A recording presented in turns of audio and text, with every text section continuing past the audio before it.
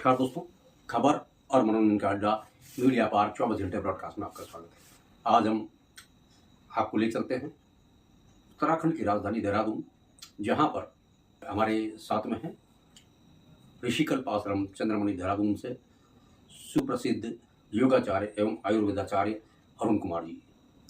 आइए आज हम उनसे मुलाकात करते हैं और जानते हैं कि वो एक भव्य कार्यक्रम का आयोजन कर रहे हैं। एक वेद का जो है यज्ञ करवा रहे हैं, यजुर्वेद पारायण यज्ञ उन्होंने आयोजित किया है। तो क्या रूपरेखा है, क्या कार्यक्रम है उनके, तो आइए जानते हैं उन्हीं की जुबानी। नमस्कार दोस्तों, खबर और मनोरंजन का अड्डा मीडिया पार्क 24 घंटे ब्रॉडकास्ट में आपका स्वागत है। आज हम आपको मिलाने जा रहे हैं आचार्य अरुण कुमार जी से, जो ऋषिकल्प आश्रम और एक वो भव्य कार्यक्रम का यहाँ पर आयोजन कर रहे हैं। एक वेद के यजुर्वेद का जो पाठ है उसका आयोजन करने जा रहे हैं। जानते हैं क्या क्या कार्यक्रम और किस तरीके से कार्यक्रम आयोजित होगा। आचार्य जी, आपका हमारे कार्यक्रम में स्वागत है। आप बताएंगे कि क्या कार्यक्रम आप करने वाले हैं और किस तरीके से? हम यजुर्वेद पारायण यज्ञ करने जा रहे हैं और यजुर्वेद पारायण यज्ञ ये 3 दिन का होगा और 1 दिन पहले हम उसकी शोभा यात्रा निकालने जा रहे हैं।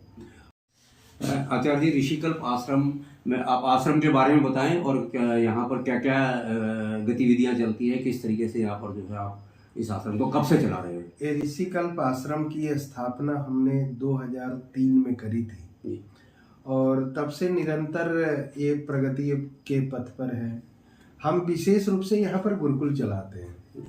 प्राचीन शिक्षा पद्धति जिसमें वेद, दर्शन, उपनिषद, दैनिक कर्मकांड के विषय में हम बच्चों को पढ़ाते हैं और उनको प्रशिक्षित करते हैं, जो समाज, देश, राष्ट्र, जाति के लिए ही केवल और केवल काम। आचार्य जी, यहाँ पर कितने बच्चे आपसे शिक्षा ग्रहण कर रहे हैं? कितने बच्चे, किस तरीके के बच्चे यहाँ पर आपके यहाँ पर जो है गुरुकुल में?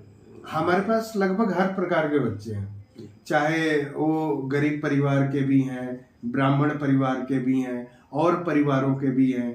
और उनको लगभग इस समय हमारे पास 32 बच्चे हैं और अब तक हमारे पास सैकड़ों बच्चे जो यहाँ से पढ़कर निकल गए और अपने अपने क्षेत्र में कार्यरत हैं। अभी पिछले वर्ष हमारे आश्रम से पढ़े हुए इन्होंने बड़े मेहनत करी, तैयारी करी और 2 बच्चे उत्तरकाशी इंटर कॉलेज में टीचर लग गए। जी जी, बहुत बहुत बढ़िया, बहुत बहुत बधाई हो आपको कि आप बच्चों का भविष्य संवार रहे हैं। हमारे जिला अधिकारी महोदय भी इस टाइम जो है शिक्षा के क्षेत्र में बहुत काम कर रहे हैं। तो ये काम आप कई साल पहले से कर रहे हैं और लोगों को एक अपनी संस्कृति से, अपने धर्म से जोड़ने का प्रयास कर रहे हैं। तो आचार्य जी, एक कार्यक्रम आप अभी जो आयोजित कर रहे हैं, जिसके बारे में काफ़ी चर्चा हो रही है और लोगों से, क्षेत्रवासियों से जो है सुनने को मिल रहा है कि आप यजुर्वेद पारायण कर रहे हैं। तो पहले तो आप वेद के बारे में थोड़ी सी जानकारी दें और इस यजुर्वेद पारायण का लोगों को किस तरीके से लाभ मिल सकता है? अपने भारतीय संस्कृति में या यूं कह लें सृष्टि के आदि में परमात्मा ने हमारे मनुष्य को कैसे जीना चाहिए, उसके जीवन का उद्देश्य क्या है, उसे क्या करना चाहिए, वो क्यों जन्म लिया है, तो इस बात को जानने जनाने के लिए हमारे सामने वेद को ऋषियों के माध्यम से प्रकट किया, जो एक तरह से हम सीधा और सीधा कह सकते हैं कि वो हमारा संविधान है।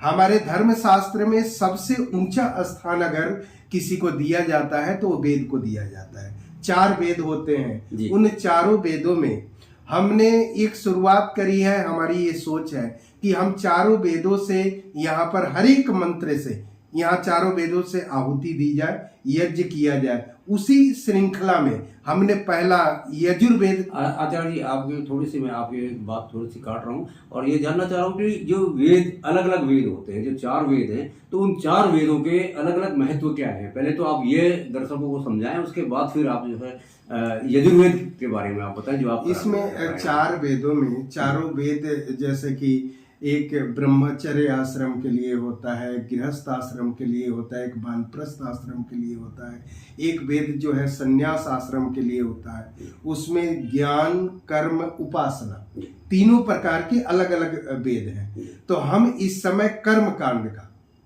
कर्म कांड जिसको हम मानते हैं, और कर्म कांड के लिए जो अधिकृत वेद है उसको हम यजुर्वेद कहते हैं। तो हम अपनी शुरुआत जो है वो यजुर्वेद से कर रहे हैं, और यजुर्वेद के हर मंत्र से पारायण करके, उसका पाठ करके, और हर मंत्र से आहुति दी जाएगी। ये लगातार 3 दिनों तक प्रोग्राम ऐसे ही निरंतर चलेगा, और 20 तारीख को इसका समापन होगा। ये कार्यक्रम की क्या रूपरेखा है, कब से कब तक चलने वाला है, किस तरीके से लोग इस पर आएंगे, उसके बारे में थोड़ी सी आप जानकारी दर्शकों। ये 3 दिन का वेद का प्रोग्राम है, यजुर्वेद पारायण का, और 1 दिन पहले हम उसको शोभा यात्रा एक निकालेंगे, जिसमें कि कम से कम 500-600 व्यक्ति यहाँ पर कलश यात्रा, महिलाएं और पुरुष दोनों मिलकर, महिलाएं आगे आगे कलश लेकर चलेगी, और पुरुष भी उनका मनोबल बढ़ाने के लिए साथ में चलेंगे।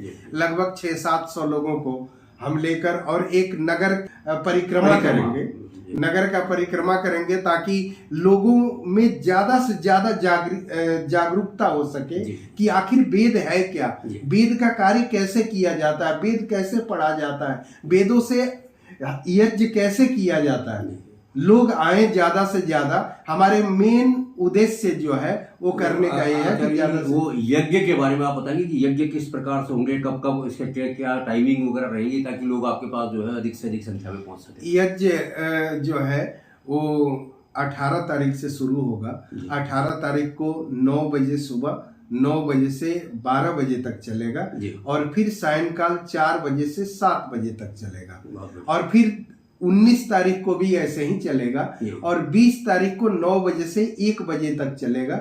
और जो गणमान्य लोग होंगे या जो क्षेत्र की जनता होगी, सबको लेकर और यज्ञ की पूर्णाहुति की जाएगी। हम कोशिश करेंगे कि इन 5 समय में समुचित यजुर्वेद का पाठ किया जाए, और पूरे यजुर्वेद के मंत्रों द्वारा आहुति दी जाए।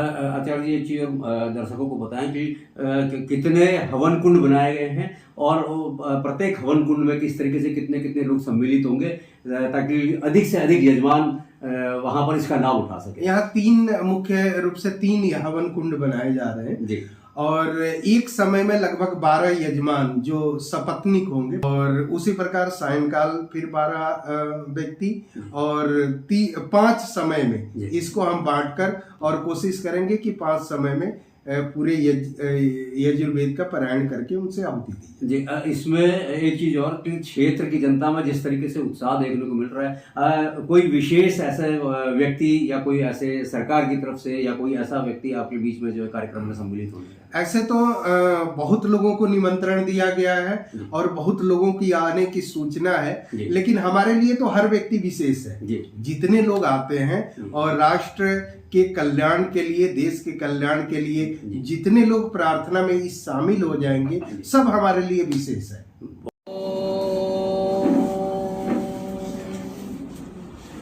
स्तोतामया वरदा वेद माता प्रचोदयन्तां पावमानी द्विजानाम् आयुः प्राणं प्रजां पशुं कीर्तिं द्रविणं ब्रह्मवर्चसं मह्यं दत्त्वा व्रजत ब्रह्मलोकम्।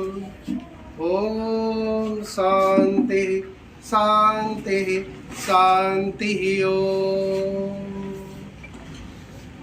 यहाँ पर उपस्थित सभी मंचासीन विद्वद्वृंद, सभी धर्म प्रेमी सज्जनों, एवं आज के इस अलंकरण सभा में अलंकृत हुए पदाधिकारीगण, ये बड़ा ही हर्ष और आपके लिए गर्व का विषय है। अगर सही अर्थों में देखा जाए तो अगर आप गीता को देखने का प्रयास करें, भागवत गीता से, तो उसमें एक श्लोक आता है कि जीवन में उत्कृष्टता क्या है, योग क्या है। योग का मतलब होता है उत्कृष्टता। जो कुछ भी हमारे लिए कृत्यता है उसी को हम योग कहते हैं। तो योग क्या है अगर सही अर्थों में देखा जाए तो भगवान कृष्ण वहां पर कहते हैं कार्येषु कौशलम योग इति उच्यते। कोई कार्य दुनिया का छोटा नहीं होता है और कोई पद छोटा नहीं होता है। आप किस तरीके से कितना उसको प्रभावकारी बना सकते हैं, ये इस पर निर्भर करता है कि वो कितना बड़ा है और कितना छोटा है। हमारा एक ऋषि कल्प आश्रम नाम से एक संस्था मैं चलाता हूँ। तो हम लोग एक गुरुकुल चलाते हैं, हम सभी मिलकर एक गुरुकुल चलाते हैं और गुरुकुल में बहुत बहुत बढ़िया, आपको हार्दिक शुभकामनाएं और बहुत बहुत बधाई हमारे चैनल की तरफ से। धन्यवाद। नमस्कार। तो दर्शकों, आपने देखा कि आचार्य अरुण कुमार जी ने श्री ऋषिकल्प आश्रम चंद्रमणि में जो विशाल यज्ञ का आयोजन किया है, विशाल शोभा यात्रा का आयोजन किया है और इसमें जो हजारों की संख्या में क्षेत्रवासी और बड़े दूर दूर से लोग आएंगे और इस यज्ञ का लाभ उठाएंगे। आप भी इसमें जरूर आएँ इस कार्यक्रम में और इसका लाभ उठाएं। दोस्तों नमस्कार। तो दोस्तों, अभी आप देख रहे थे और सुन रहे थे आचार्य अरुण कुमार जी को, और उन्होंने अपने कार्यक्रम की रूपरेखा बताई और वेदों का महत्व बताया और किस तरीके से शोभा यात्रा में जो है हजारों की संख्या में लोग एकत्रित होंगे और इस वेद पारायण का यज्ञ का लाभ लेंगे। तो दोस्तों, अभी के लिए इतना ही, मुझे दीजिए इजाज़त। देखते रहिए हमारा न्यूज़ चैनल खबर और मनोरंजन का अड्डा, मीडिया पार्क 24 घंटे ब्रॉडकास्ट। नमस्कार, जय हिंद।